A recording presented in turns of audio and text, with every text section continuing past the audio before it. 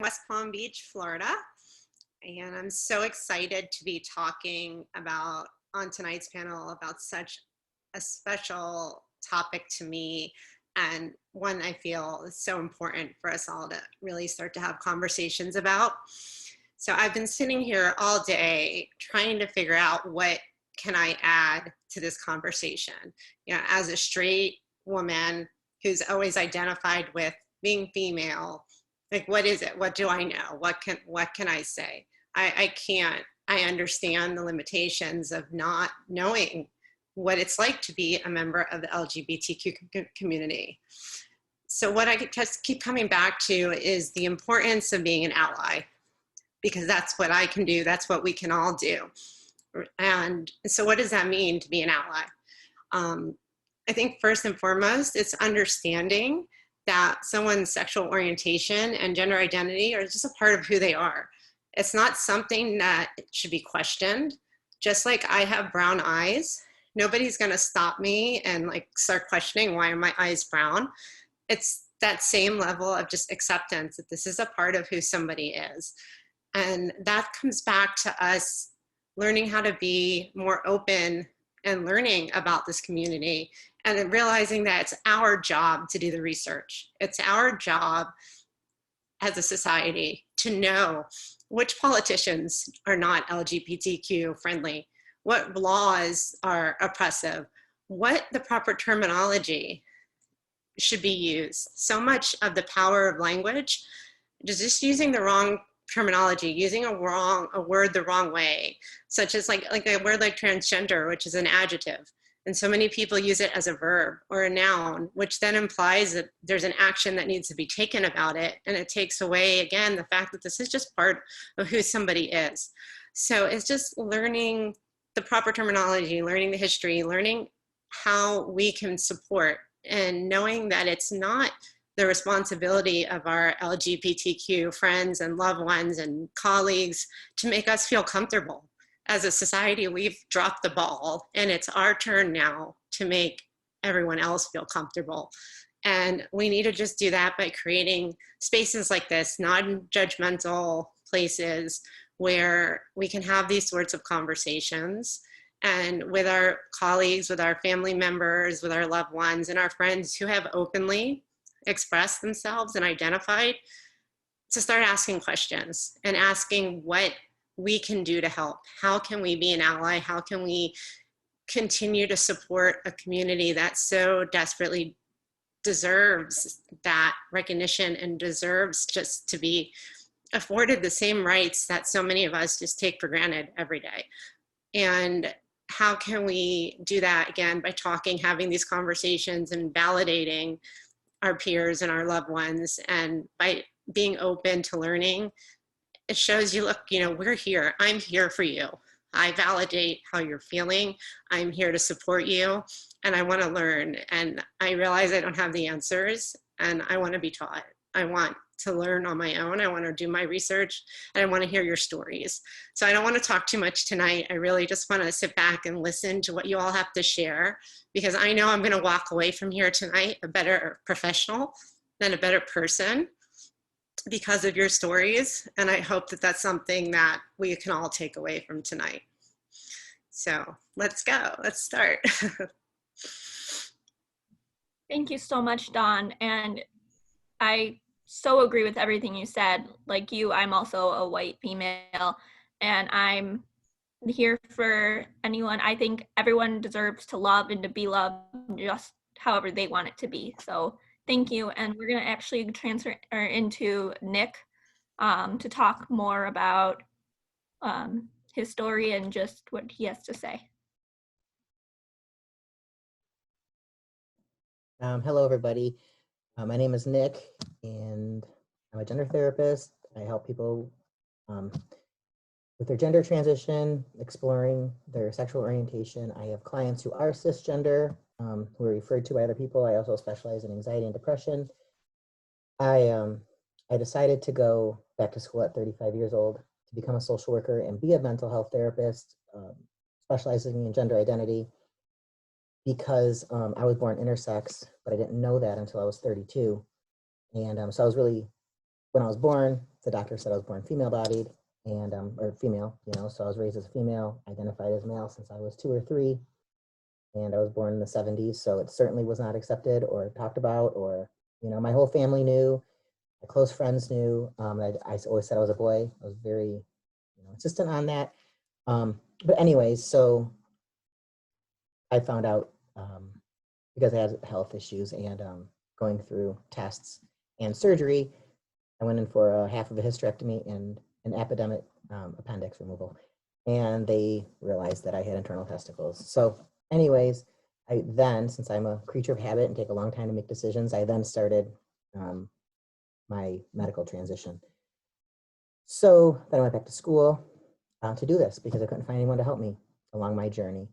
And so I like to say whenever I help people with their gender transition, I help educate their family, their loved ones. I advocate and go to their schools, all that stuff. So I do like to tell my clients that as a gender therapist, I am not treating my clients with gender dysphoria because I certainly don't think it should be in the DSM, and I certainly do not believe that it's a diagnosis. But anyways, that I'm treating my clients dealing with gender oppression, from our society. And I also like to explain that gender is like a paint palette. It's not just pink or blue. It's not just 2 colors. It's a mixture of all the colors that are blended together.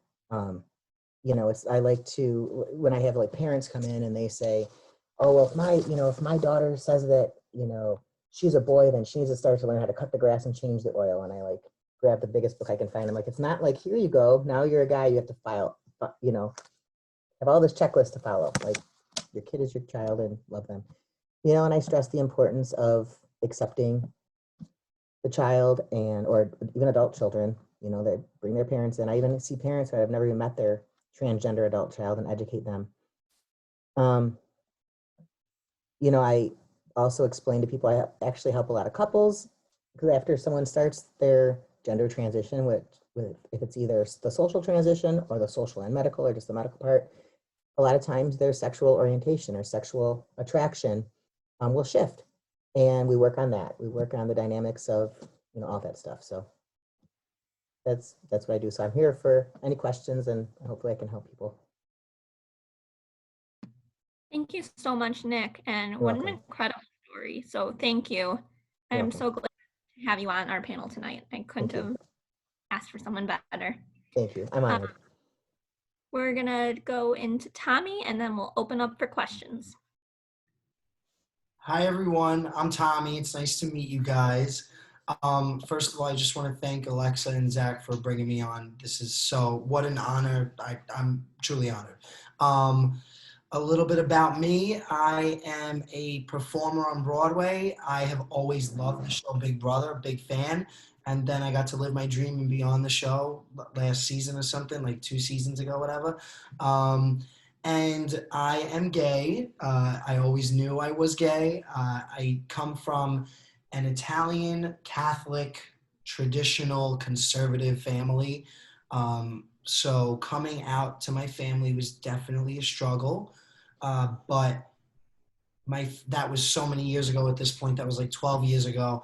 I was the first one to come out in my family, but now my family has been forced to evolve and accept something that wasn't familiar to them.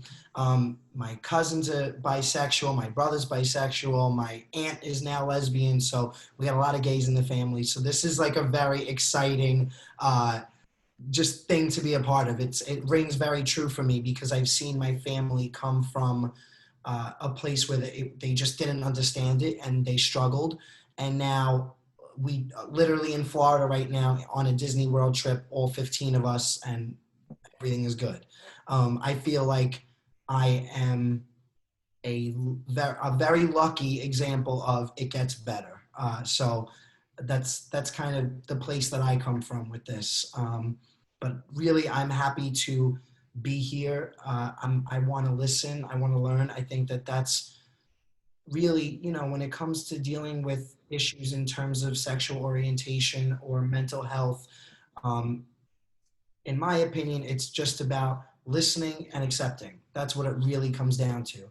It's, we might not understand where people are coming from. That's okay. We need to just listen and accept. And you can't go wrong if you're listening. If you're willing to do those two things, you cannot go wrong. Curiosity is not a crime. That it's, as long as it's genuine and it's coming from a place of love, it's welcomed, in my opinion. So that's just a little bit about me, about my family, where I come from.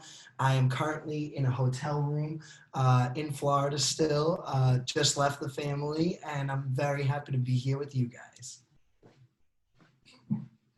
Thank you. Thank you. That was awesome. And thank you for leaving part of your trip for us. We appreciate it.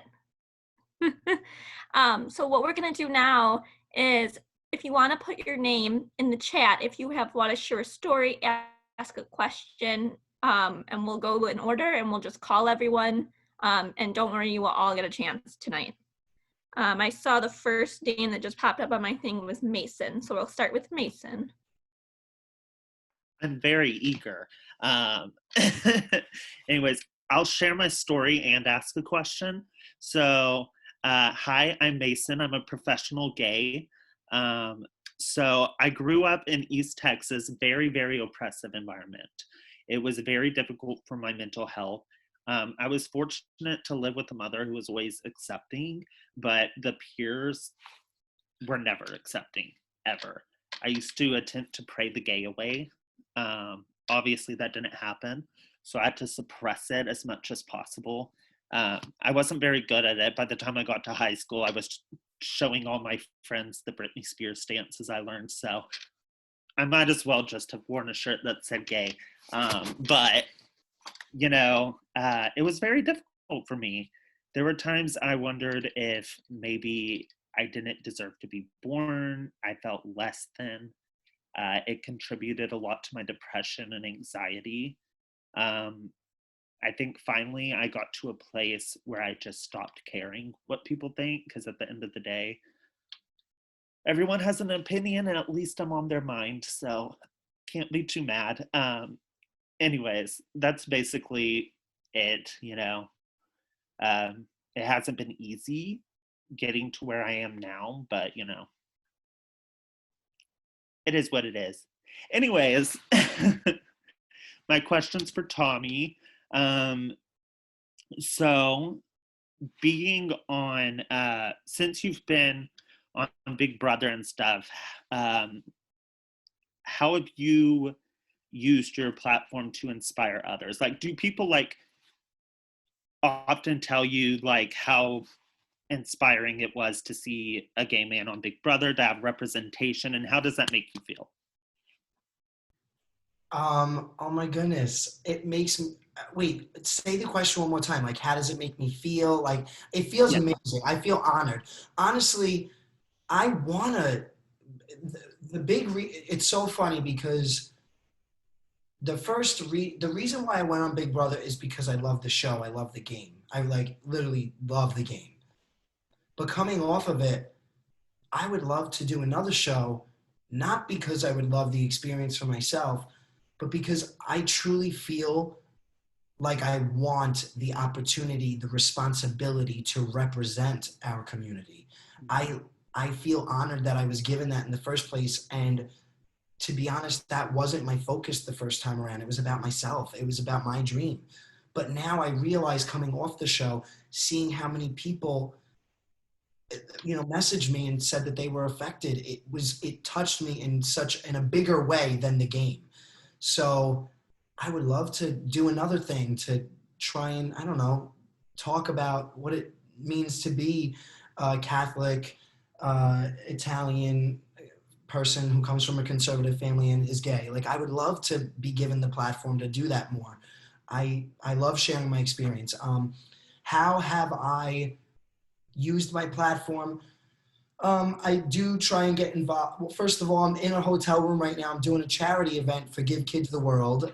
So that's something that I've done.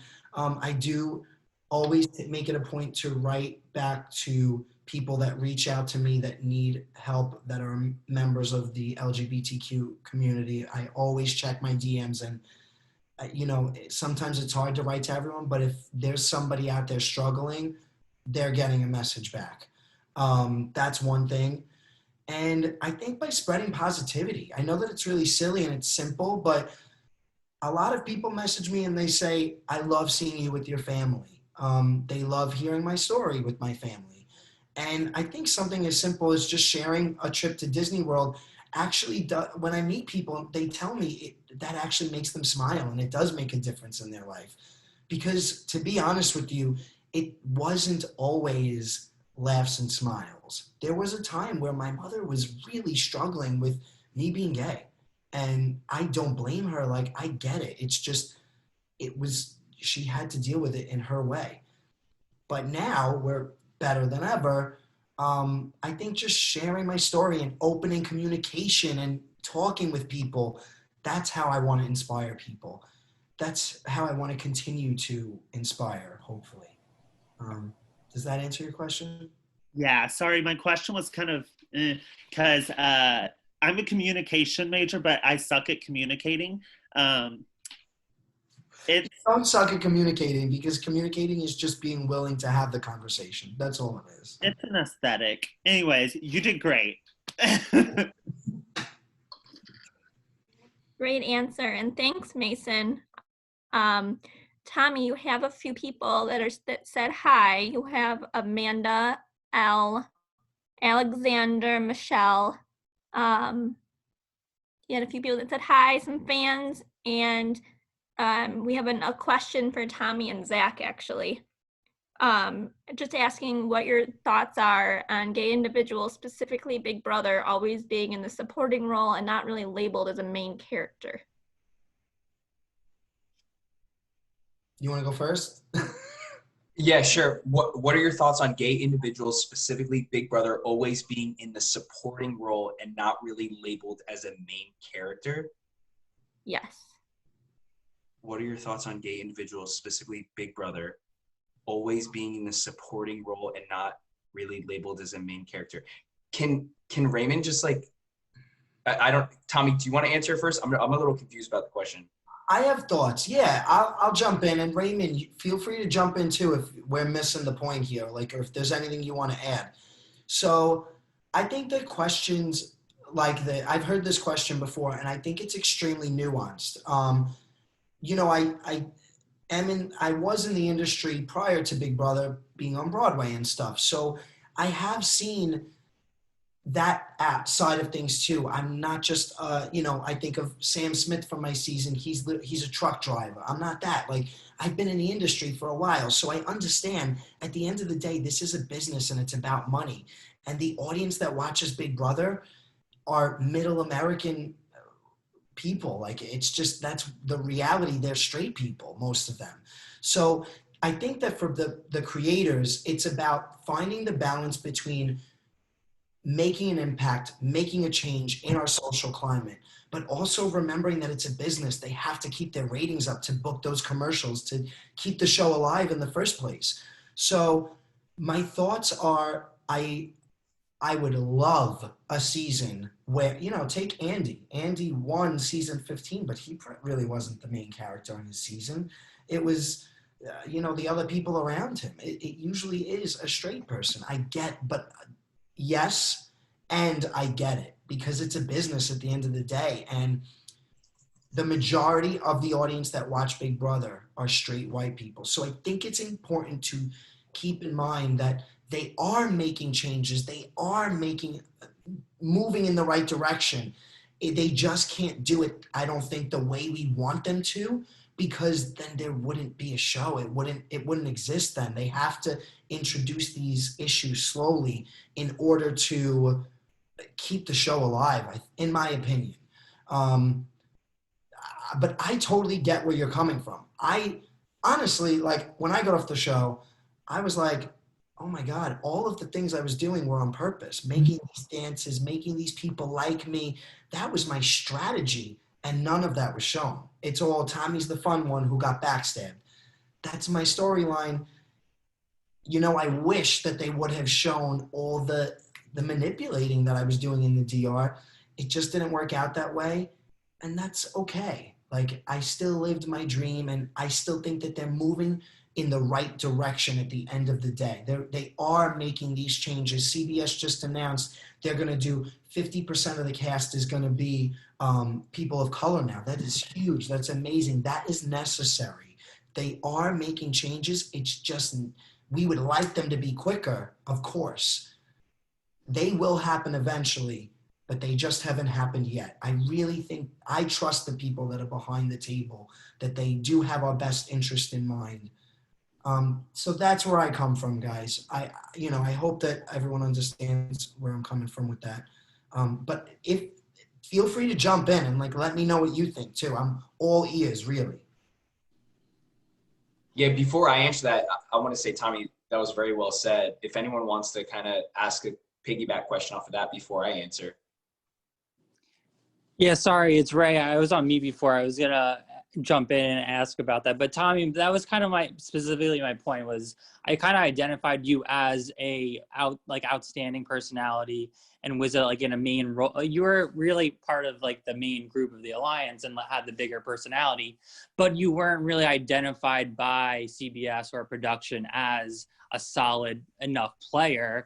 They were more so identifying people who were not gay. And I wanted to kind of point out the fact that like there are gay stereotypes out there that should be in a main role. And I would like to see more of that in the future. I completely agree with you. I was a little disappointed when I got off and saw that. I'm not going to lie, but I do understand it. I do.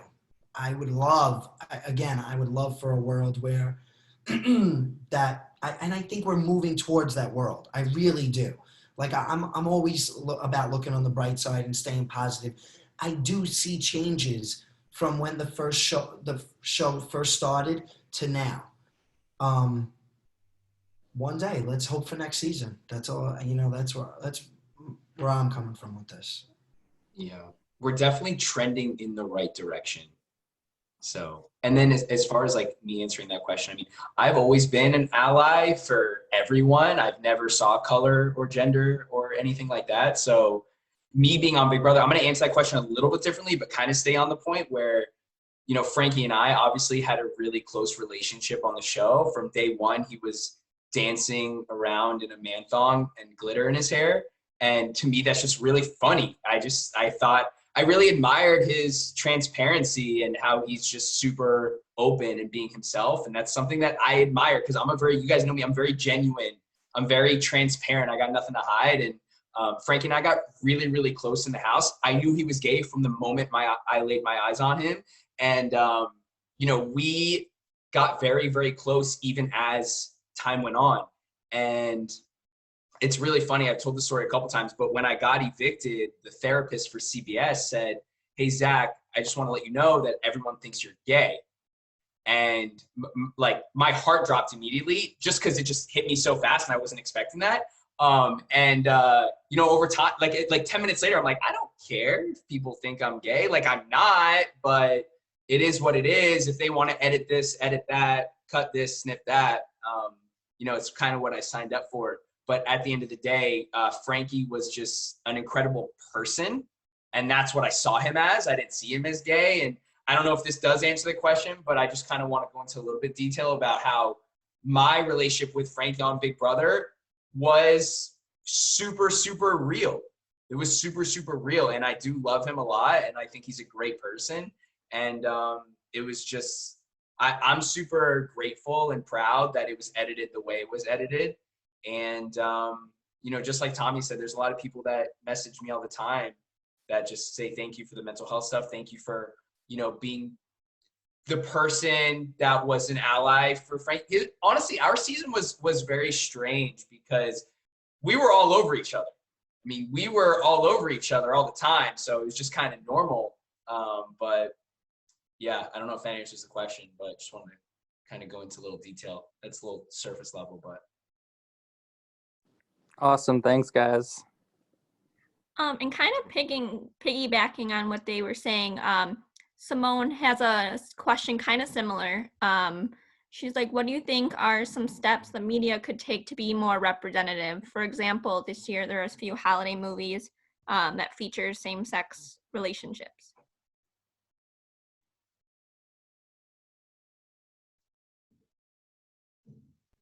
Whoever wants to answer.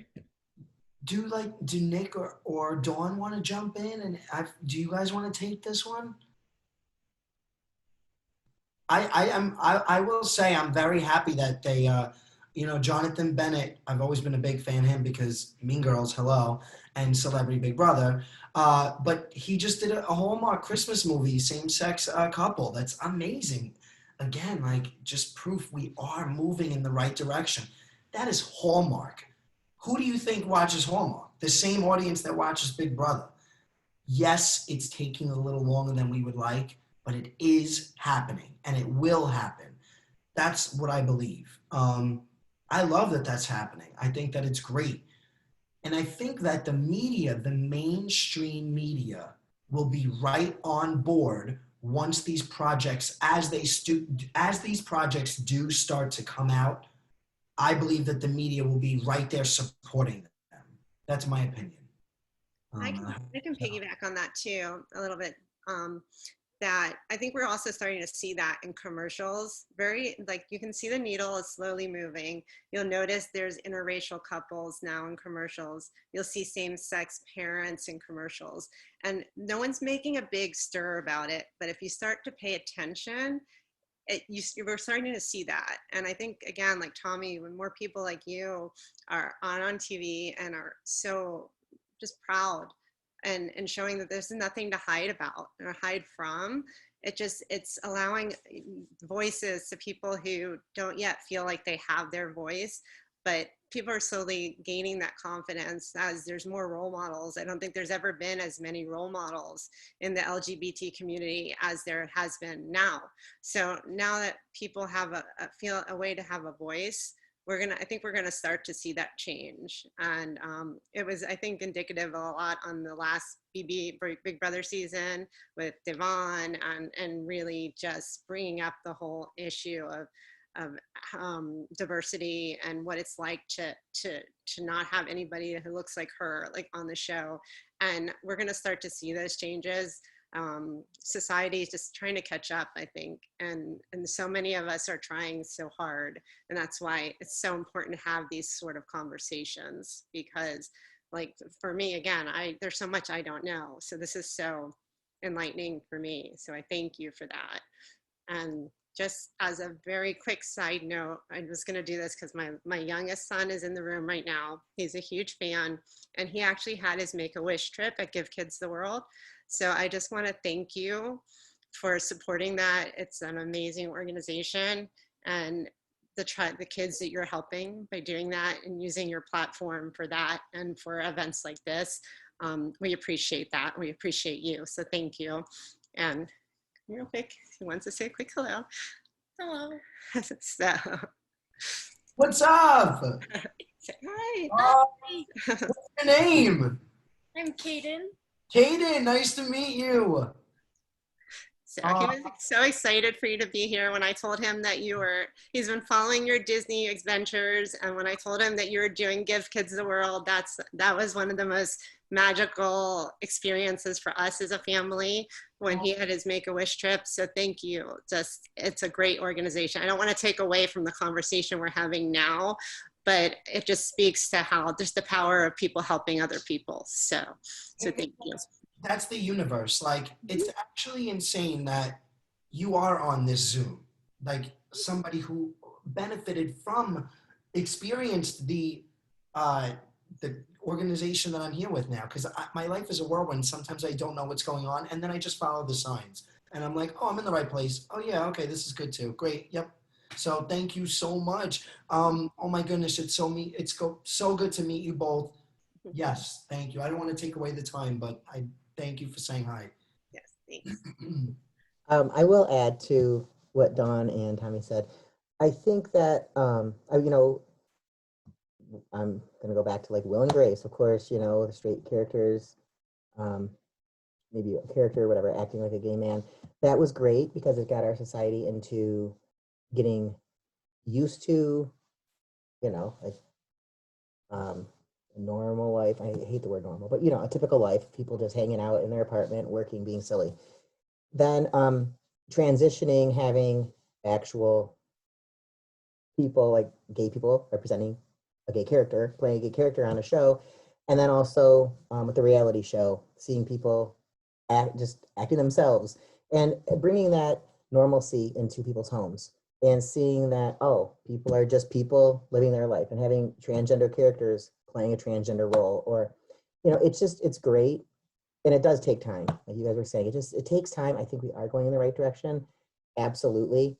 The majority of our society is accepting and is wonderful. It's the small part, small percentage who aren't, and they're just happen to be the loudest.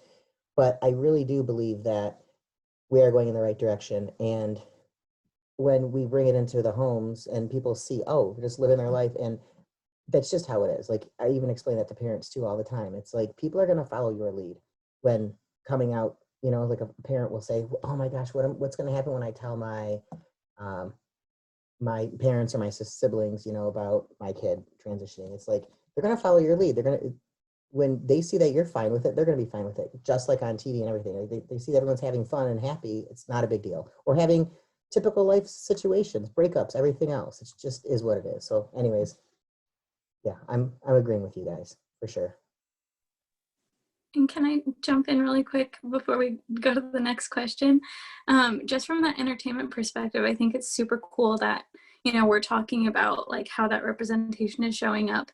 And like as an ally, I'm always like, well, what can I do to like help this shift? And, I've worked in the entertainment space for a bit, and it's really important like that we can call these studios out and call out, different industries and shows. Like, people will hear it, like there's comments and comments, but there's producers reading those, there's directors reading those. And the more that you voice that, or even just direct message, like somebody's going to read it. And then, I know these big studios might not feel it, but hit them where it hurts in the pockets, and if they're not showing up and they're not, representing people correctly, like we don't have to put money there until people do start showing up and do start putting, the correct representation there. So I think as allies, like that's a cool way to think about it too, is just, hitting them in the pockets and demanding that change too.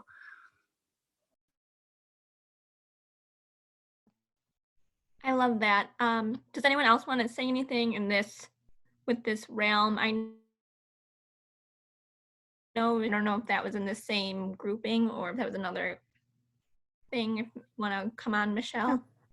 So it is kind of in the same realm of like this idea of like the media, like Hollywood depicting people of different genders, different sexualities, and different races, of course, because I've been a fan of Ryan Murphy since I was like in high school. I watched my first episode of Glee and I just fell in love.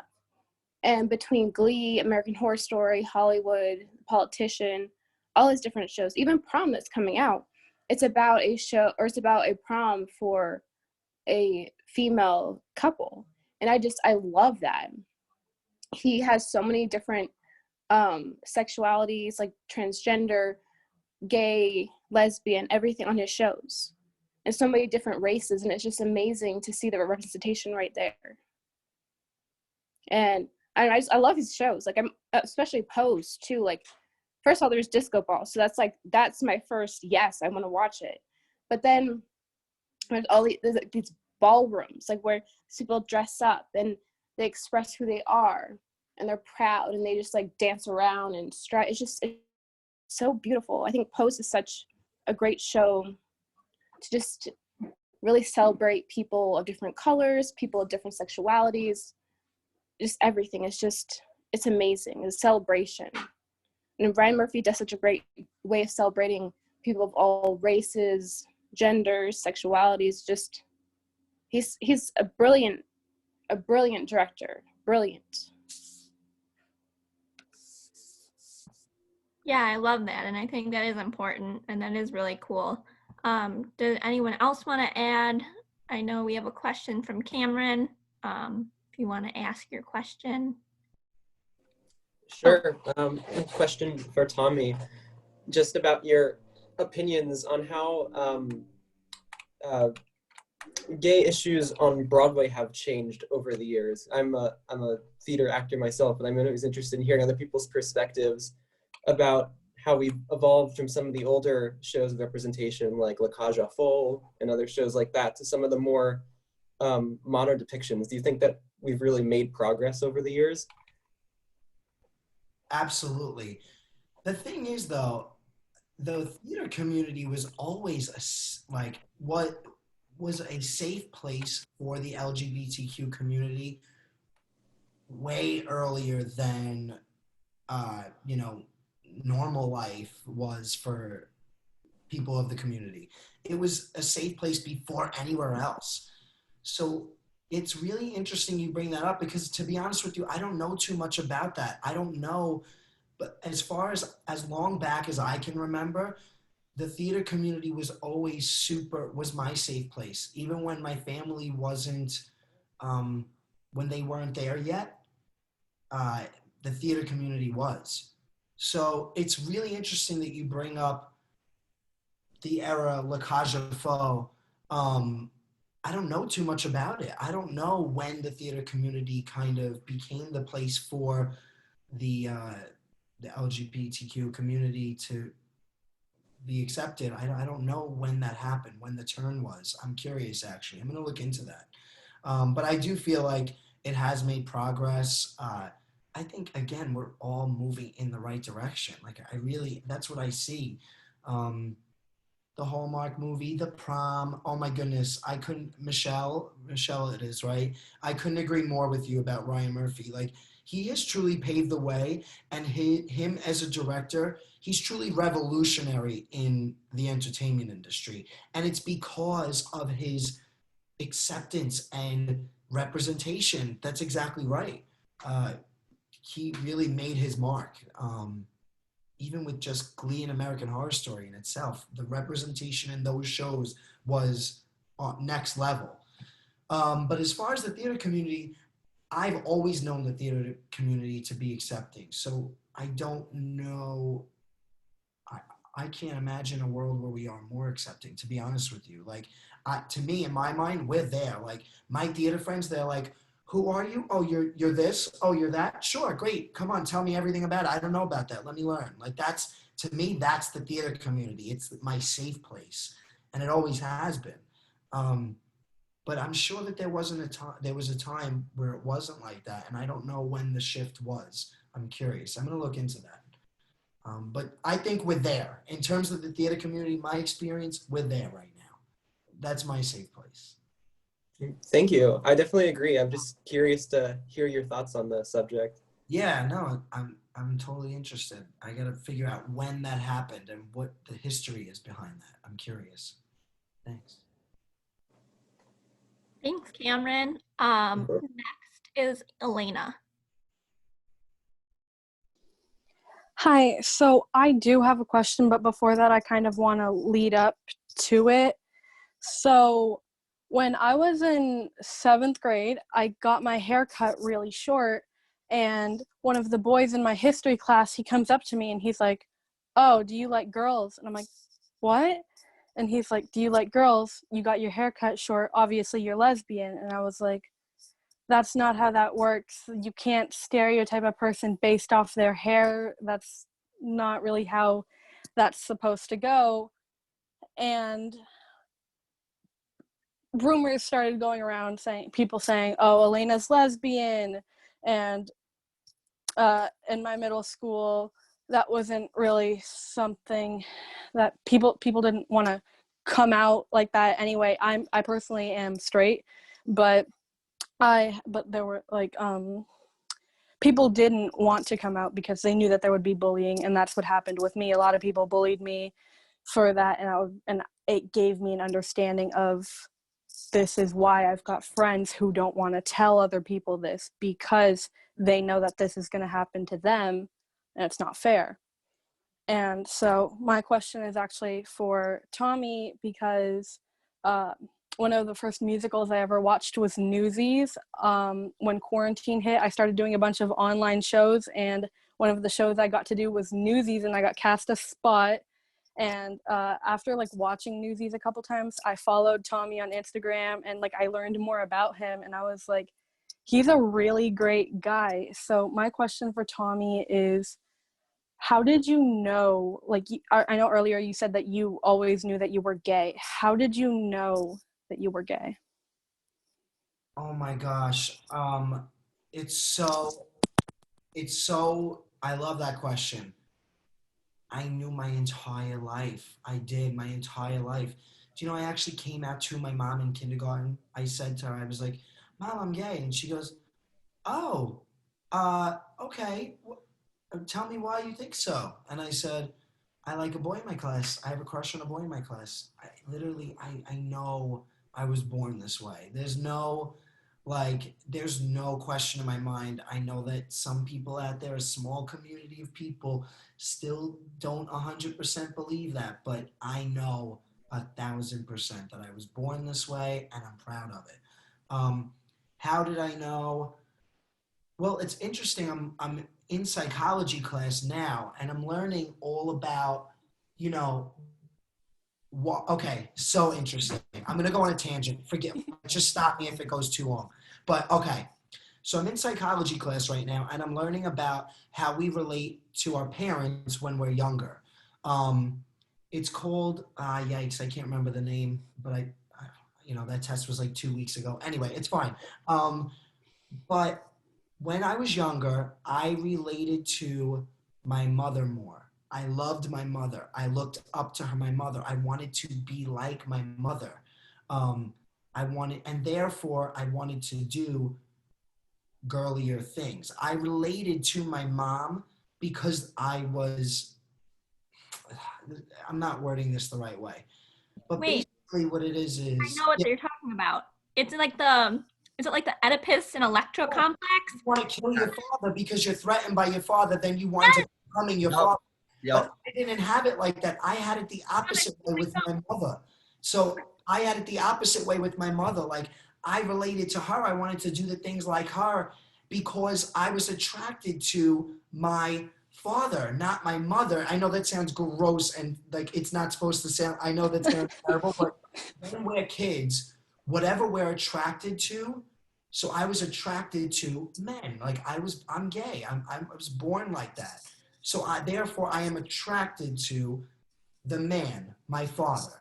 So I therefore relate to my mother. That's kind of how it works. And when you're straight, you are into if you're a boy and you're straight, you are attracted to, I'm quoting it because that's, we are not attracted to our parents. We have not learned to accept that yet. I'm not there yet. But anyway, so we are attracted to our mother if we are a straight man. And therefore you want to, I forget, but you get my point. You get what I'm getting at. It's at the Oedipus complex. That's exactly right. So I'm learning all about that right now.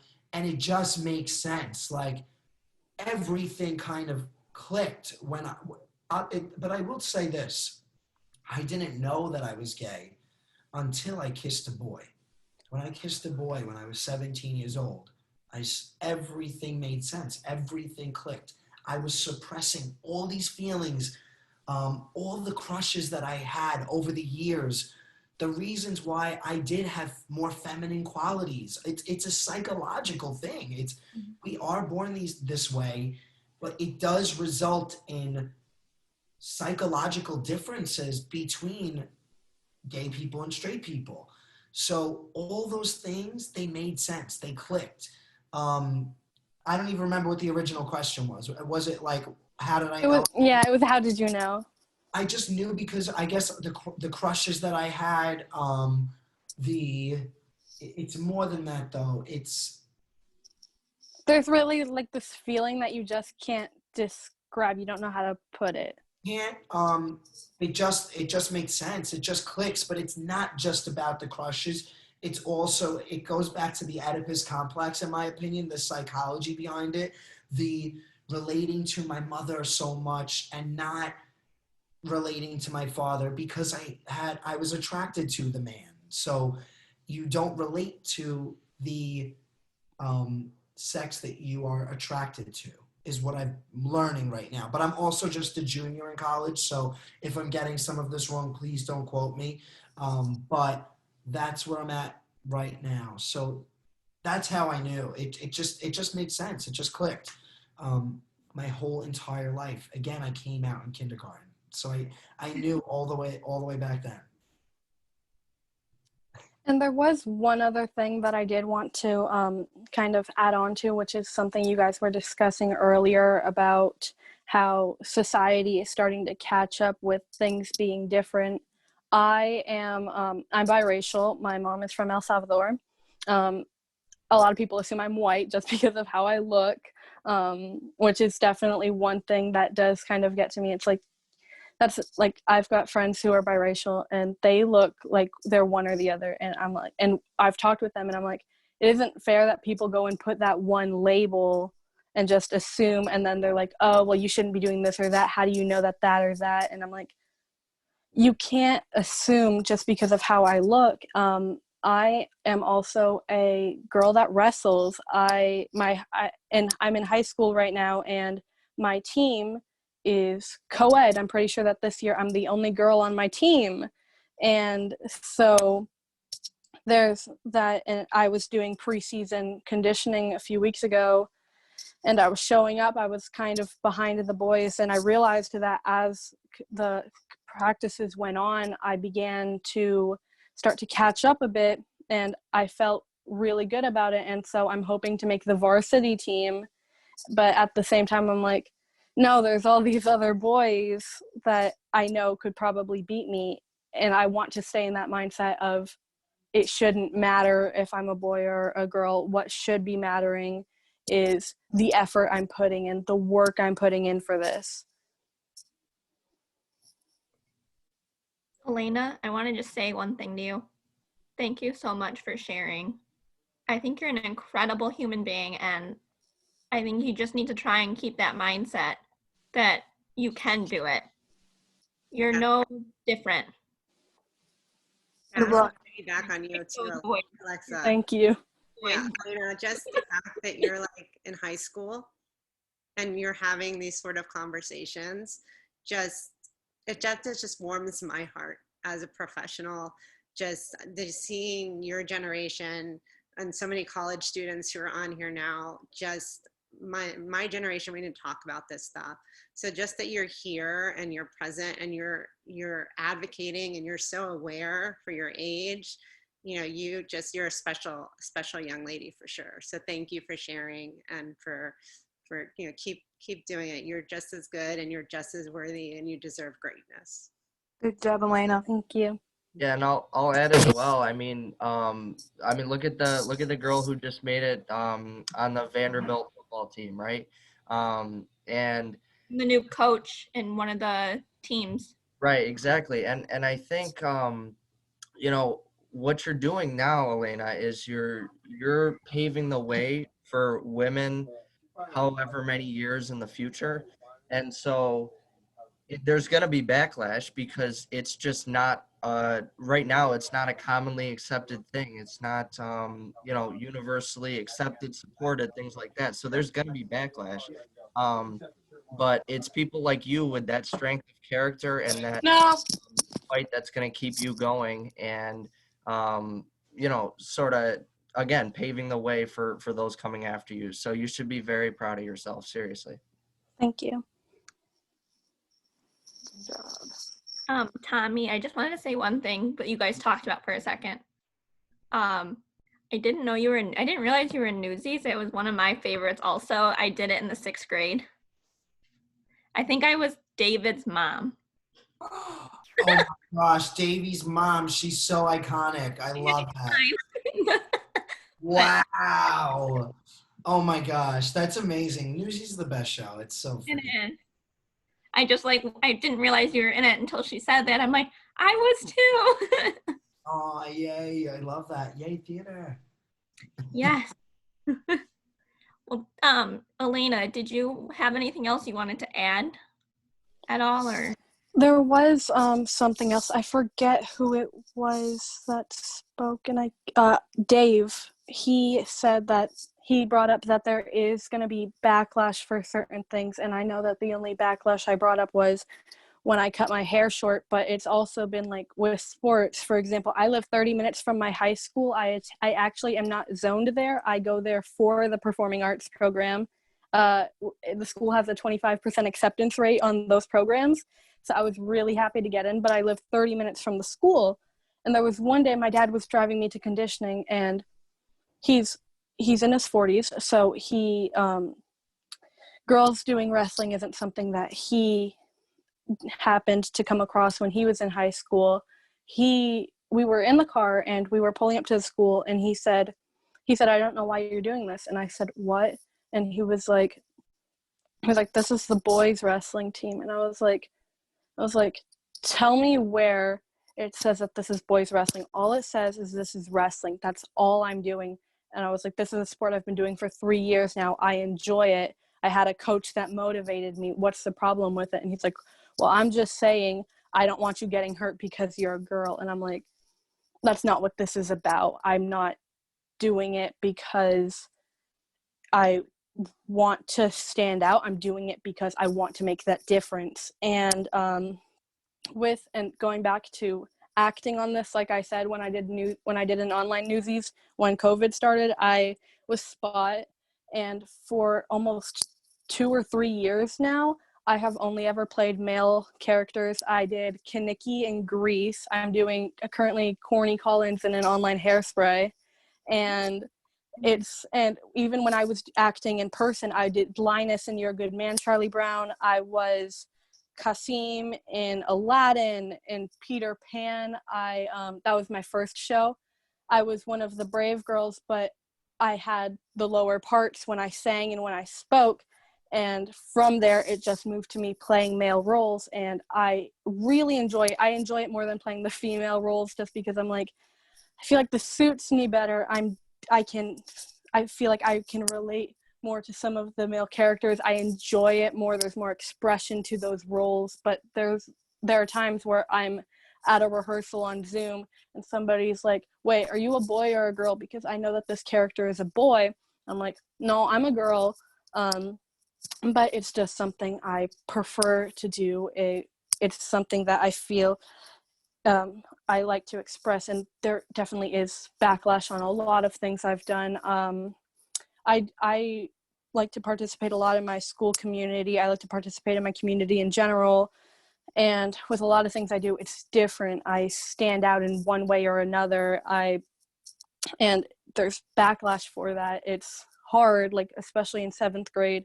Like I said, I got my hair cut short. There was a lot of bullying, and it put me in a really dark spot in my life. And I was glad I had teachers to support me. But at the same time, I was like, this isn't right. This isn't fair. I want to do something to change this. It's not right that I'm getting picked on just because of how my hair is. Meanwhile, there's people who are actually LGBTQ plus who are afraid to come out because of stuff like this. And it gave me I feel like it kind of gave me an insight as to, I really got an understanding of why some people don't want to do this.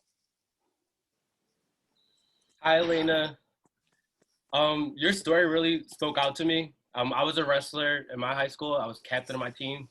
And I actually did wrestle a girl before. And before I wrestled her, I kind of assumed that I was going to win. Because at the time, I'm a young, ignorant kid who thought I was going to just win this match. And at first, I took it easier on her. And she literally kicked my ass for the first 2 rounds. Like, bad. It was so embarrassing. And honestly, from that day forward, I had so much respect for females in a male-dominated athletic division because you do stand out. And I remember you saying something about you wanting to be on varsity. I was the first gay captain of my team. I didn't think I could become the captain because I was a gay kid and I didn't think anyone would respect me. However, I had a coach that believed in me.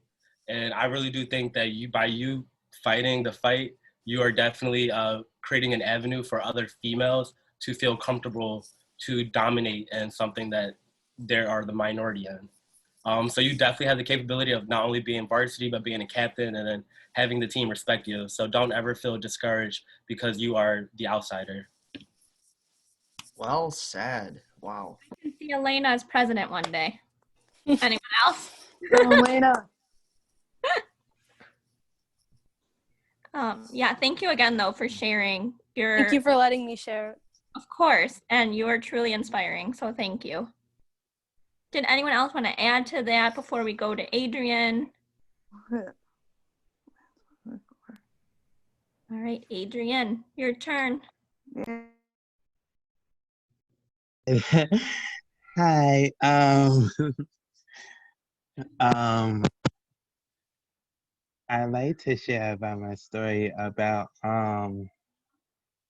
when I became coming out to my family, but they accepted me who I am as a gay person, and I have I have a boyfriend at the time. I have gay friends who knows me at Marino campus, and his name is Brian.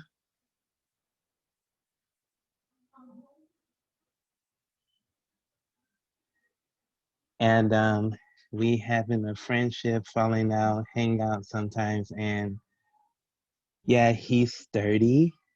He's 5 years younger than me, and they trying to calling me in the past, in the childhood past, they calling me a faggot and all kind of shit they had to say it about me.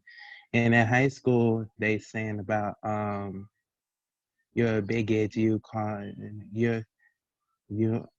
the black African American. I said, what? That is so racist. I've been dating biracial men, yeah, and my friend is a biracial too. So I have a boyfriend who wanted going out with me sometimes, but I'm still single, and we've been dating on and on in a year. But and um my question is for you, Tommy. How do you coming out to your family and before you're gay, if you're coming out to your family? Can you repeat the question one more time, Adrian? Yeah. How do you coming out to your family as a gay person? How did I? Yes. Okay, well, this is a interesting story. So, um, I had a boyfriend at 17 years old. He was my best friend in high school. We started dating, and we, at that age, you're just freaking horny all the time. Like, that's really what it is. You're just freaking horny. So, me and my boyfriend, for us, it's taboo at that time. This is this new thing that we're just experiencing for the first time. We would stay up late and like chat on the computer. Um, and we were talking dirty to each other on the computer. And the computer crashed. Now, I assumed that everything that would be erased on the computer when it crashed. So I went to bed. I woke up to my mother. My mother, she couldn't even walk. She was stumbling. She fell into my room, and I woke up to her saying, "Thomas, I found something disgusting on the computer. You got to tell me what it is." And I woke up and I said, "Sit down. I'll tell you what's going on. I'll tell you. I have these feelings." And she cried, and she kept it a secret. She kept it to herself for 3 days. I wasn't ready to tell my father. I was scared to tell my dad. And I asked her to keep it a secret from him, and therefore she didn't want to tell anybody else because he's her best friend. So she went 3 days keeping it to herself, and my family were very in each other's face. So everybody knew that something was wrong with Annabelle. Everybody was talking, "What's wrong with Annabelle? She looks like a ghost. Why is Annabelle so pale? She's not talking. Something's up with Annabelle." So on my 18th birthday, my mother came to me and she said, 3 days later that was. So it was 3 days before my 18th birthday that happened, that she found out. She came to me on my 18th birthday and she said, Thomas, I really don't ask you for a lot, but your father's my best friend. I would love to go through this with him. If you can find it in you to tell him, I would love to go through this with him. And she said to me, listen, my mother's an amazing person. The next thing I'm about to say, I don't say to make her look bad because I totally get where she's coming from. And she's come such a long way now. But my mom said, you have to understand, Thomas, I'm mourning the death of my grandchildren right now. So I really I want to go through this with your father. So I said, okay. I told my dad on my 18th birthday, and he said, it's okay. I love you. I don't care. That's great. That was it. He handled it. I don't know why I was so afraid to tell him. He handled it amazingly. I didn't think that he wasn't going to handle it that way. I don't know what made me so afraid to tell my father. Maybe it goes back to the Oedipus complex. I don't know if there's something there. I got to learn. But he handled it amazingly, and so did my mom, honestly. Like, she said something that she didn't mean. Like, she's learned so much since then. She's come such a long way. That was her truth at the moment, and I want her to share her truth. It's really interesting because people ask me for advice all the time when in coming out. And now keep in mind, like, I always preface this, what I'm about to say, with this. I'm not a professional. I haven't studied this stuff. I'm just speaking from my personal experience. I am a psychology major. I love this, like that. I love psychology, but I'm only a junior, so I got a long way to go. But the advice that I always give is, coming out, we think of it as our moment. We are coming out. It's about us. In actuality, I think it's about the person that you're coming out to. This is new information for them. Us, we've had time to process it. I'm gonna cry. We've gotten to the point that we feel comfortable enough sharing this with these people now. So we have come to terms with this. These people are learning this information for the first time. Let them ask questions. Be there for them is what I always like, is the advice that I like to give, because the truth is, the people that you love the most might say the most hurtful things in those moments, and they might not mean it. Like, give them time to grow, to learn, to take any hurtful things back that they may say. Give them that time. Give them that benefit of the doubt. Be there for them is my advice always. Again, tangent. I'm sorry. I don't mean to do it. It just happens. But listen, with that said, of course, I want to reiterate that we are, of course, the people that are having to come out and having to go through the struggles. That's not to minimize that, but it's just, I always like to approach things from, put yourself in someone else's shoes. That's the kind of person that I am. That's what I do. So I started to put myself in my mother's shoes. To her, that's what she thought. That was her truth at the time. It's not anymore. Now she knows, I'm probably going to be a dad one day. I'm probably going to give her those grandkids. I would like to at this stage of my life. So, people learn, people grow. That's my point. But yeah, tangent. So that's how coming out was for me, Adrian.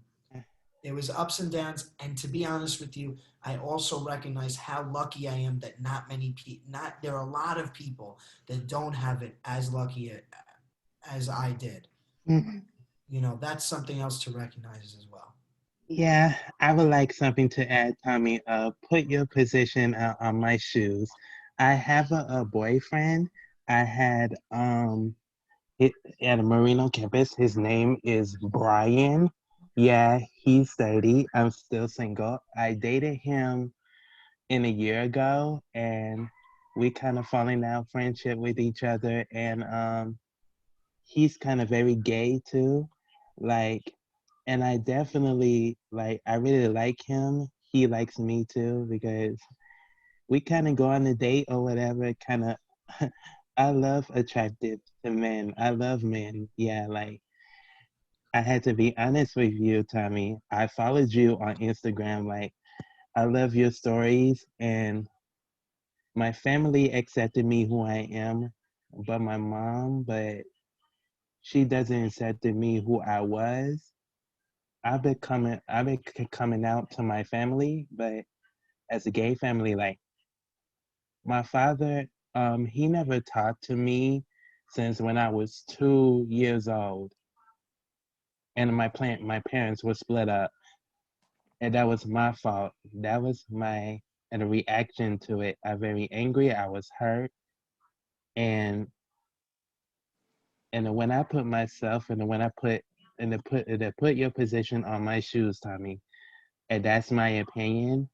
I love your story, and I love mine because I would love to see you.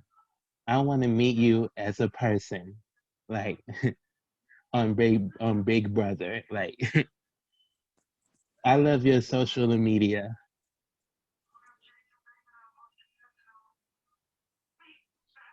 Can I just say, Tommy, I really enjoyed what you said about your father accepting you. My dad still hasn't even spoken to me about my sexuality. I came out to him, and he's a hick. I'm just gonna say that. We live in Texas. It's not that surprising. But anyways, it's just like even though he knows, and even though he still like talks to me as a person, he's never addressed that. And it's like I feel like he feels like there's something wrong with me to this day. I feel very uncomfortable around him. And I don't know, just hearing someone else have a different, completely opposite experience than me, it just, I don't know, it made me happy for you. That's it. Thank you, Mason. Listen, everybody's situation's different. I'm so sorry that you have that experience with your dad. I really am. I wish it could be better. I'm sorry that you feel uncomfortable. I can't imagine. I really can't. Well, I can imagine because I felt like that with my mom for a while. But I will say this. For years, and this, I'm not trying to give advice. I'm not trying to pretend that I am. I don't, everybody's different. Every situation's different. There is no right and wrong answer with this stuff. All we could do is just share each other's experiences and listen to each other. That's it. But there was a long time, years, where I had boyfriends and I felt uncomfortable talking about them around my mom. I just like couldn't bring myself to do it. I just felt uncomfortable, like you said. Like I know that feeling. I do. I know that feeling. Something else like my life motto: you cannot control other people. You can only control how you handle other people. You can only control how you handle yourself. You can't change people. You can only change how you receive what they're giving you. My mother was giving me one thing. What did I want to do with that? I wound up making a conscious decision. I am going to force myself to be uncomfortable. And I don't know if that's your journey or not, but it did make a huge difference with me. Now my mom buys my boyfriend a Christmas gift. Like, she has come a long way, but it took years after I came out. It was probably like 5 or 6 years. I just wouldn't speak about boyfriends to her, about dating. I wouldn't do it. I would talk about it to her sisters, to my cousins, to my father, but not my mother. And then one day I said, no, I'm going to force myself because she is uncomfortable and so am I. And I'm going to force her to be uncomfortable because that's how we're going to get through this. It's important enough to me that I am able to talk about this stuff with my mom because I want that relationship and I want her to grow. I want to push her. I don't know if that's your journey or not, but if it isn't something that you have thought about, give it a thought. Think about if that could help you. Force it. Dad, are you uncomfortable? Like, let me tell you about this guy I'm like dating, like whatever, or are you uncomfortable, Dad, with me talking about this with you?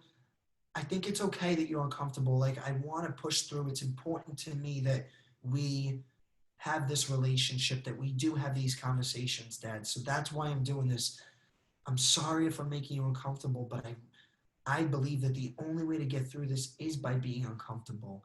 And in return, I want to hear more about you. How are you feeling? There are no wrong answers, Dad. Just be honest with me. Just share with me how you're feeling, and I will not take anything personally. I know that you love me, and I will forgive you for anything you may say. So don't feel like you're walking on eggshells. But just share with me. Just talk to me. Let's be uncomfortable. Let's do it. That's again, but the flip side of it is it's not right for everybody, and I do recognize that. I really do. That was the approach that I took, and it did work for me, and I'm so happy for that. Yeah. It's something I've thought of. I'm not even going to lie that you bringing it up, it made me happy. So thanks. Hey, Nick. Maybe Nick also knowing, like, because this is what he does, could help too in that way. For anyone that's asking questions like this, do you have any, like, from your experiences working with clients, like the coming out? Oh, absolutely. So you guys are questioning, or the question is like how to best come out, or the different ways of coming out? Is that what the question is? Well, I've already come out. It's just like having that conversation with my dad, because like, even though I've come out, it's kind of like this thing that's just not spoken about around him.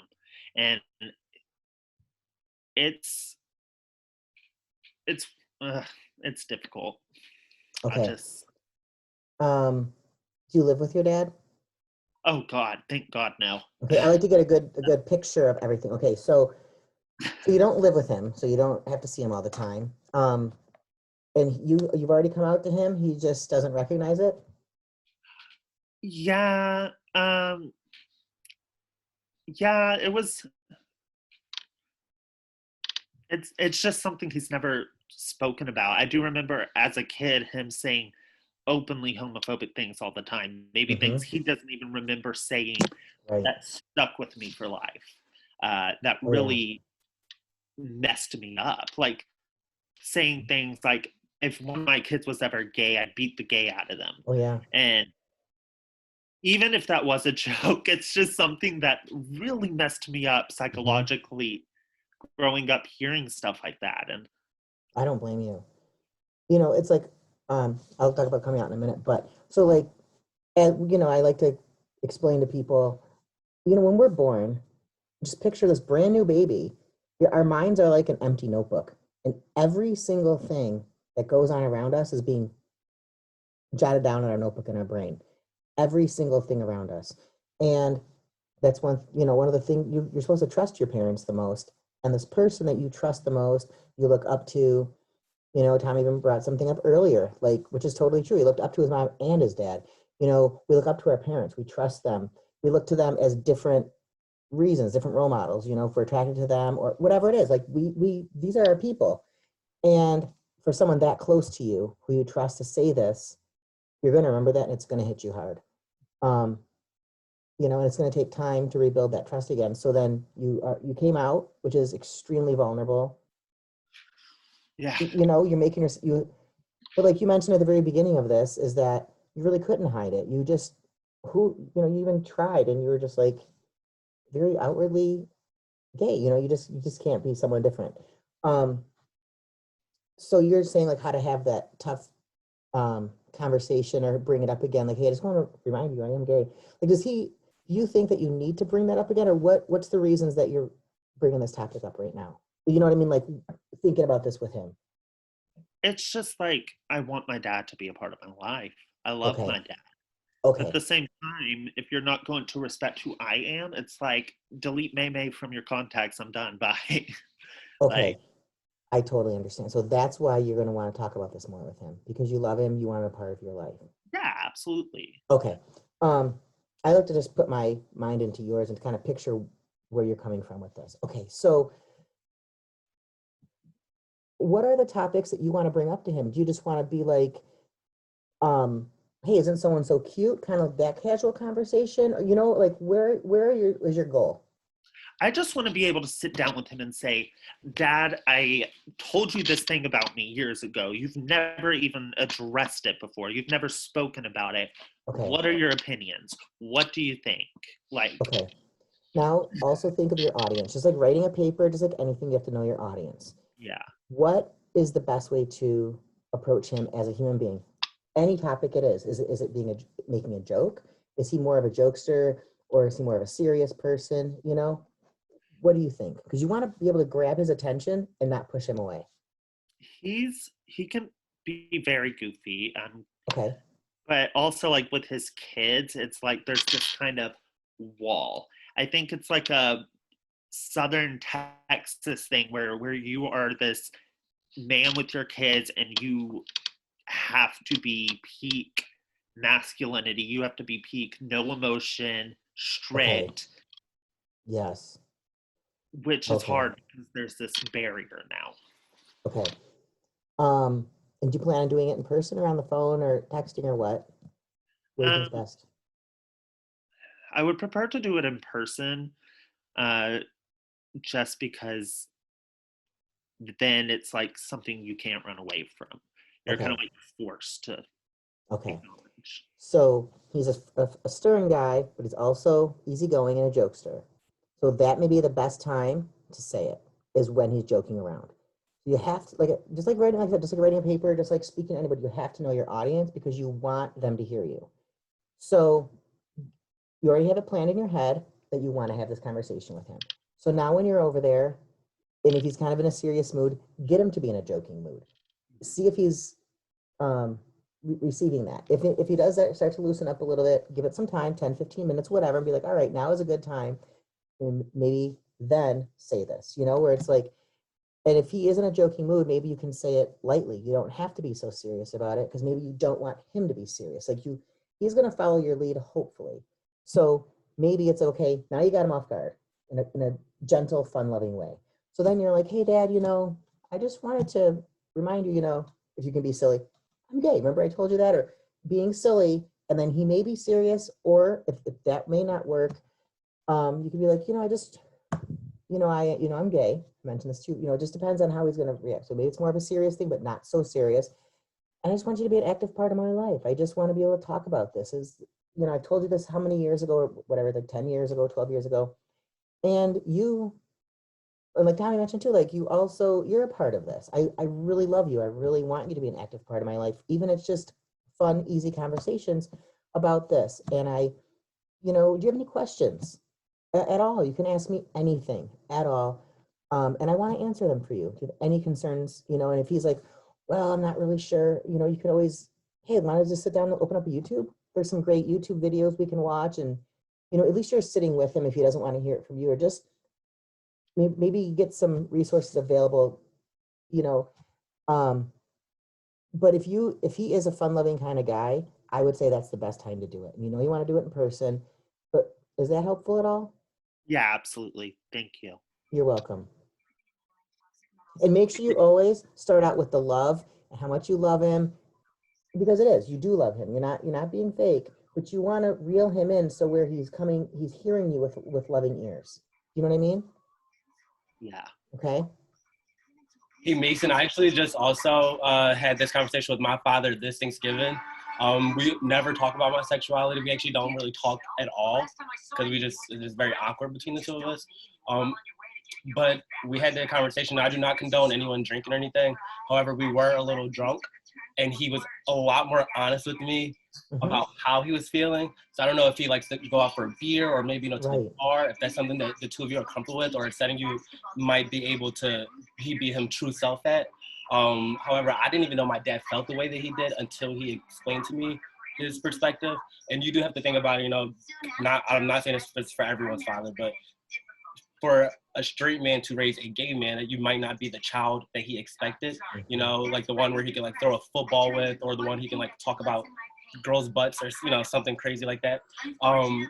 So try to reason with him, because I'm sure there's a lot that you guys have in common that you probably haven't even explored yet. Me and my dad, we both like cars, so we were talking a lot about that, and that was something that I didn't even know we had in common. So yeah, if you like wine and he likes beer, maybe pour a glass of wine and give him a beer. That's a and, nice you know, idea. kind of chat. That That's is a a really good. nice idea. Thank you. Thank you. Thanks, guys. I think I had a question for Nick.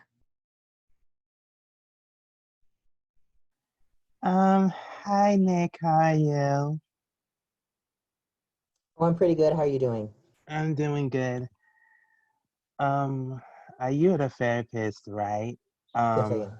Yeah, my question to you, I have a other family who that accepted me when I was gay at the time, but every time when I see my father when I was 2 years old, like my mom, and he's not accepting me. I said, she said, I don't care if you're gay. I said, I don't care, I don't care. And she said she don't care about it. Like, I was like, what? I mean, you really hurt my feelings, my mom. Yeah, you really hurt my. I said to my mother, I said, you really hurt my feelings, your son's feelings. Like, um, I talked to my dad, and he said he accepted me and who I am. So, I have a boyfriend at the time, and I love him. He loves me. I'm single at the time. We've been dating like off and on. Like, I definitely wanted to hang out with him, spend time together. Like, so, my question to you is that how you became the therapist, like the therapy session or something like that for the family or the couples session, how you respond to it, and as a person as a therapy session.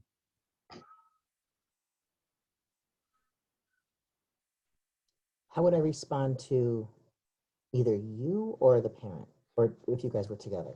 The family and the couple, yeah, both, yeah. Give me a scenario though. So you've mentioned that you came out to your mom when you were 2. She said she didn't care. Like, I don't care what you're telling me, or I don't mind. I would tell you she don't care. Yeah, that's She just doesn't, just emotionless about it. yeah. She doesn't know about it. Okay, so are you asking me how I would help you and your mom, or you Yes, and your ex-boyfriend? Who would be in this session setting? the session setting. Me and my boyfriend, yeah, like together, yeah. So is your question, you want me to, would be a scenario that you would want me to best help you and your boyfriend Yes, about what topic? yeah. We have a relationship, friendship together. Yes, Okay, but I'm just wondering, is there something about this relationship that you need me to answer or help you with? yes. Okay, what would that be? That would be in love. That'd be dating or something like that. Yeah. Okay, so are you telling me that you have this boyfriend, you had this boyfriend that you still love, but you guys are broken up now? No, we're not broken up. We're single. We're dating. We're dating now. We're not broken up. Okay, so what can I best help you with at this point with you and your boyfriend? Yeah, we kind of love each other. We have a relationship with um we have a relationship together. We talk on Facebook, Mm-hmm. and we can talk about hangouts and stuff. He's blushing, I'm blushing too. So we kind of love each other. Mm-hmm. Yeah, me and my mom, we never talked in years. She betrayed me as a family member. Mm-hmm. And at the end of the day, my father, he telling me, says, if you're gay and he gonna kick me out of his house. Okay, are you living with your father now? Now, me and my father were never speaking in 2 years. Okay. Yeah, me and my sisters, they spoken to me in years. I had a family growing up in Broward County. Like I have me and my boyfriend at the time. I see the picture. Yes. Mm-hmm. Yeah, I saw the picture. Yes. I know him at a Marino campus, and he's looking like a friend to me, like a friendship and a relationship. Yeah. I've been dating him off and on in a year, Mm-hmm. and we want to get married, have kids, have children. Yeah, I had to. We don't have kids yet, so I wanted to bring my family in this therapy session. Like, yeah, I wanted to bring my family. Yeah, in this session soon. Yeah, Okay. definitely. I I definitely. I wanted to. I wanted to bring my boyfriend in this session too. Yeah, so it's a couple of Are therapy you sessions. okay? Are you asking me because you want to see me as a therapist? Yes. Oh, I understand. Okay. Let's see you. Um, okay, I can try to find me on Facebook and send me an email, and I'll give you my contact information. Is that a good idea? Yeah, that's a great idea. Thank you. You're All right, welcome. guys, we have a few more people that want to share their stories before we end. So sorry for the people that are still waiting. I promise we're getting to everybody. But thank you guys for sharing. Next we have Robert, followed by Nikki and Anna. Hi guys, my name is Robert, and before I start, I just want to thank everybody for coming. As a gay person, if you can't tell, I think it's awesome that there's so many people who are supporting the LGBT plus community, and yeah, thanks all of you for being here. So I do have a few questions, but before that, I just kind of want to share my story. So my story is actually very similar to Mason. I grew up in a really small town in Utah. A lot of Mormons, a lot of cowboy redneck people, a lot of conservatives, and so growing up gay was very. It wasn't a thing. If you're gay, you're kind of frowned upon. And so it was really hard for me. And I always knew that in the back of my mind. I always knew that I was gay, or at least that I liked boys. I didn't really come to the realization that I was fully gay until about 6 months ago. I always tried to portray myself as bisexual, just because I really didn't want to have to accept the fact that I'm gay. And growing up, I had a lot of more feminine tendencies. I always played with Barbies with my sister instead of playing with cars or GI Joe or whatever. So I always had more feminine tendencies, I guess. And I always liked to dress up. And eventually, middle school, high school, early stages of high school, people started to call me, faggot, homo, all things like that. And it took a toll on me, and it took a toll on depression, anxiety. That's kind of where all my depression and anxiety started. And eventually I kind of just realized I don't really give a shit what people think about me. I don't really give a shit if they call me faggot, call me all that kind of stuff. And so in June of this year, actually, I officially came out, I guess, on Facebook. And it wasn't anything for likes. It wasn't for attention. It was more so to help people, to use my platform to help people in a similar situation. Because there's how many people? 38 people in this chat. Who knows if there's somebody in here who is struggling with coming out or coming to terms with them being gay. And so I just wanted to use my platform to help people. So that's why I decided to do that. And since then I've received so much positive feedback. And I just really appreciate all of you being here. I think it's wonderful. I want to thank Alexa and Zach for putting this together. I've been really looking forward to this. And I did have a few questions that sort of got answered. And and I guess it's really for anybody. But what do you guys think are, because when I came out, I mean, I was super lucky that it was so positive, but there are so many people who, when they do come out, it's negative. They get kicked out at such a young age, like 15, 16. People don't accept them for who they are. People get beat up and people go into depression, and like gay people, they kill themselves, because people don't accept them or anything like that. And so I guess my question is, what do you think are some ways that people can come out and feel comfortable about doing it and not have to hide it? And anybody feel free to answer.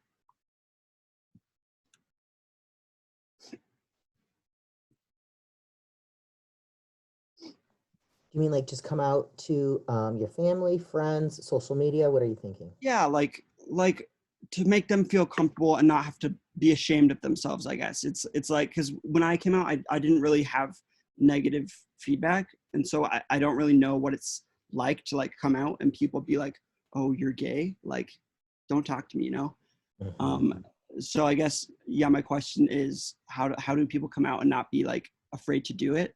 Because I have had people reach out to me and be like, your story really touched me. Like, how do I come out as gay? Because I'm scared to come out as gay. And usually I'm just like, because it's hard to just be like, just do it. It's way easier said than done. You can't just be like, oh, just come out, like it's fine. It's way harder than that. So what do you think are some tips, I guess, for people struggling to come out?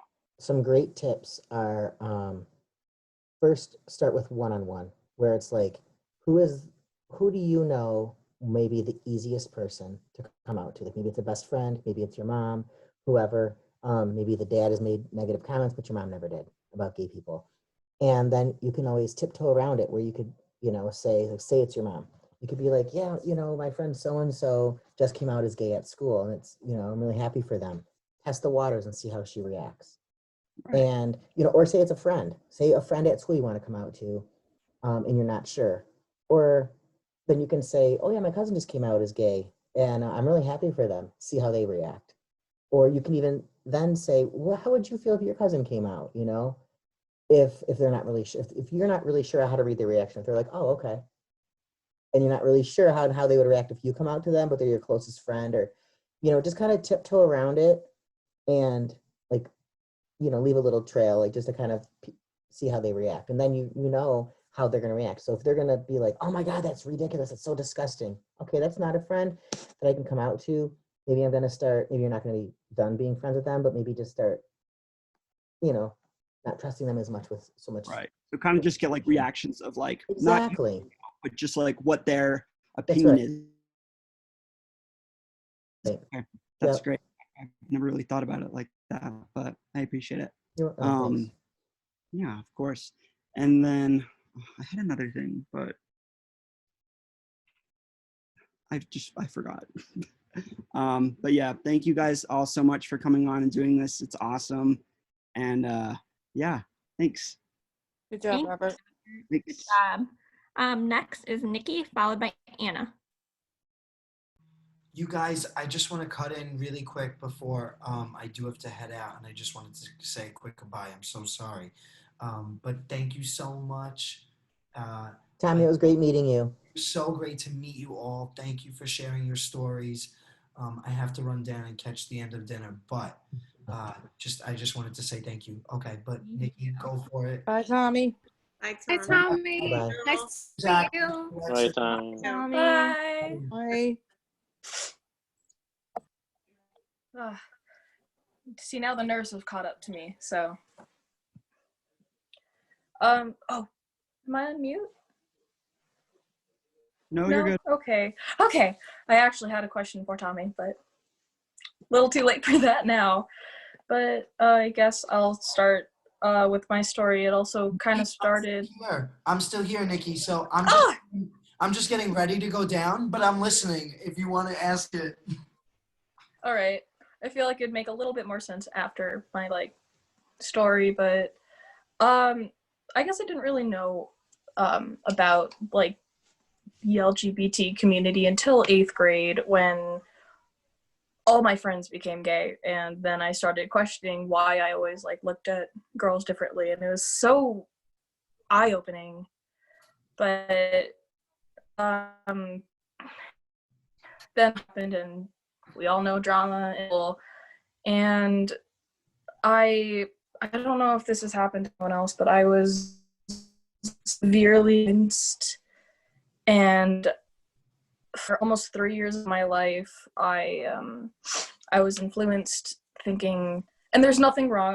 My best friend is, but I was influenced thinking that I was a guy, and again, there's nothing wrong with that. One of my best friends is trans, but I guess my question is, have you ever like known anyone who had suffered from being influenced and gained depression or anxiety? And I guess this is both kind of to Nick and Tom, just kind of everyone, but I've noticed just and I just got out of being influenced, so I'm like super happy. Like, I've not been happier. It's been actually, COVID actually helped me realize that I wasn't these things, because I got away from my ex-influencer friends, and it was a big life-changing moment that I realized I need to put myself first before others. And actually, I have been working on writing like a book about that, about my life, and like how, and maybe I can help realize that they need to know who they are first before trusting other people. And it's a long shot, but hopefully maybe it could get onto Broadway. That'd be really, really cool. But I hope my story can help people be comfortable with themselves first. And yeah. So, do I need to repeat the question?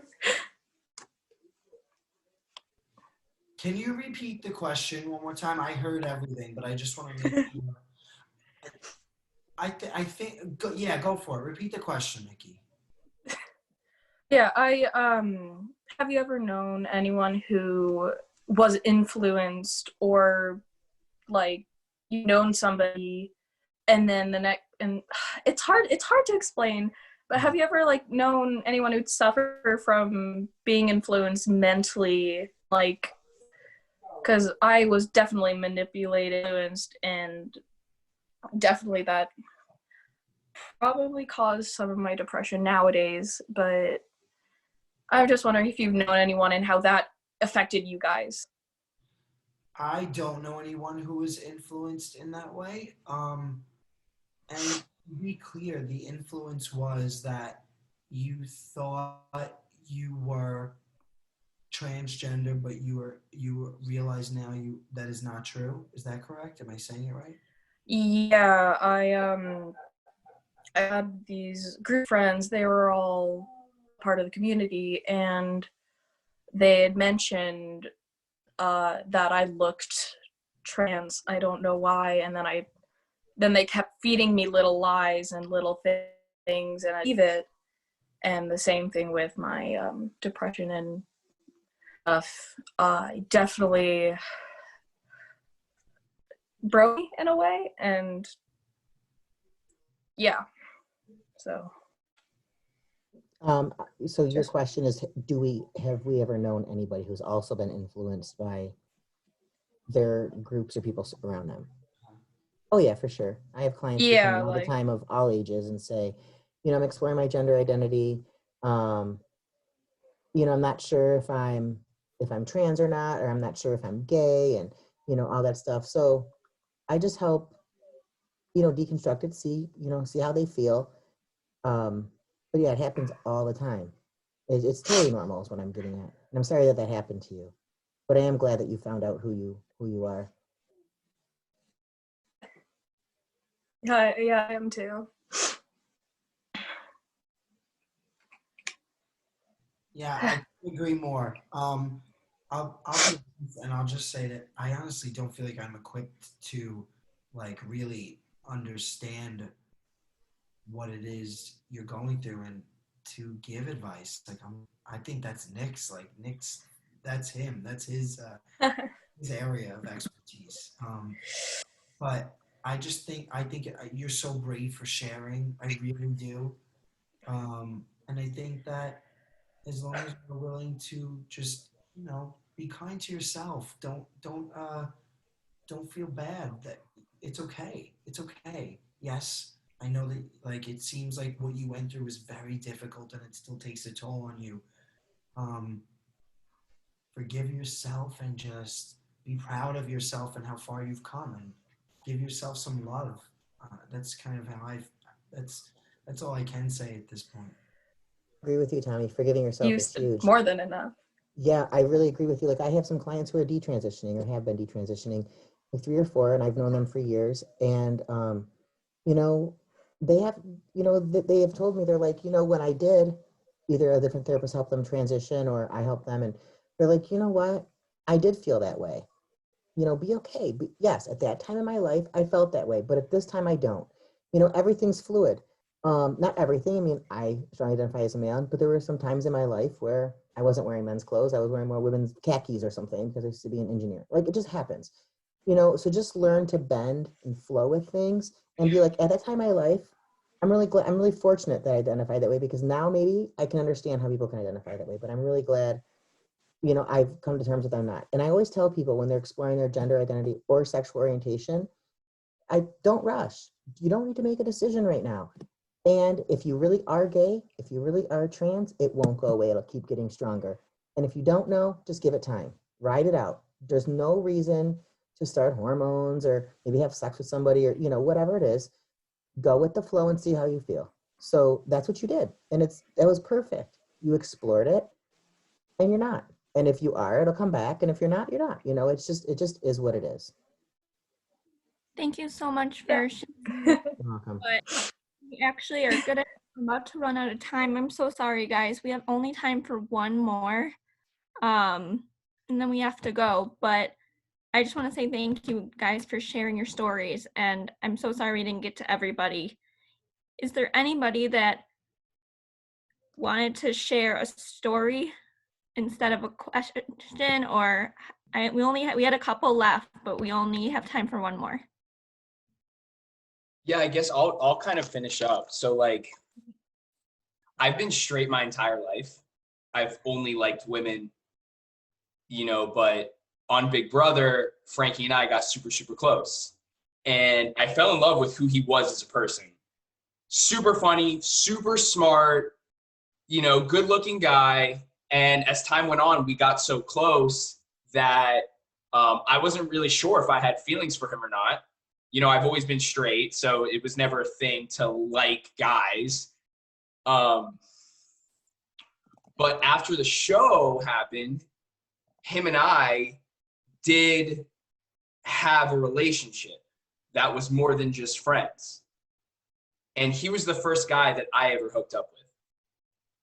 And after that night, I was very unsure about the direction of my sexuality because I like women parts. And after we hooked up, I was very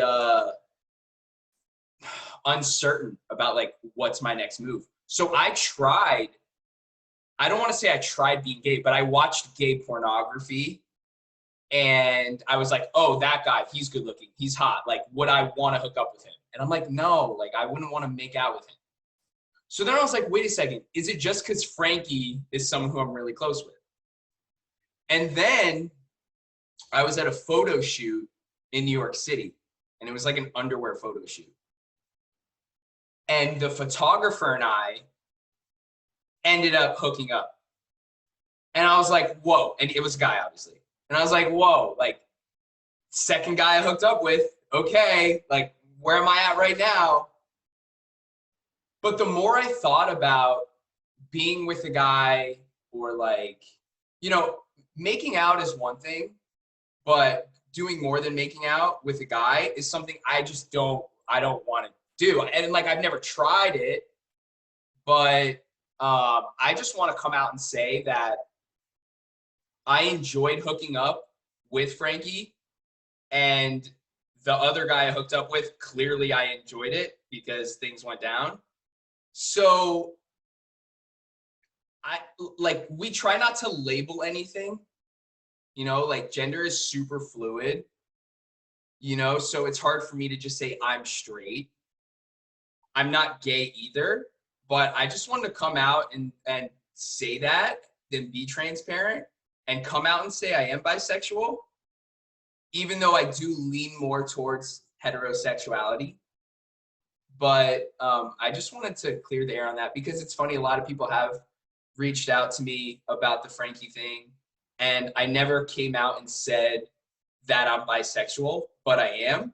And I want to inspire other people to maybe not experiment, I don't know if that's the right word, but just be more open-minded, you know, because you can fall in love with someone's mind and you can fall in love with someone's heart, and you can have a sexual relationship with those people because you're attracted to their mind, you're attracted to their heart.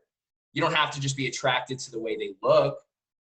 But I just want to come out and say that. And I wanted to thank everyone else who came here tonight. This is an incredible event. Thanks so much to Alexa. Thanks so much to Nick and Tommy and Dawn, and to everyone else that came out and told their story and was just super vulnerable. And, you know, I'm sure a lot of people on here have a lot of questions for you, Nick.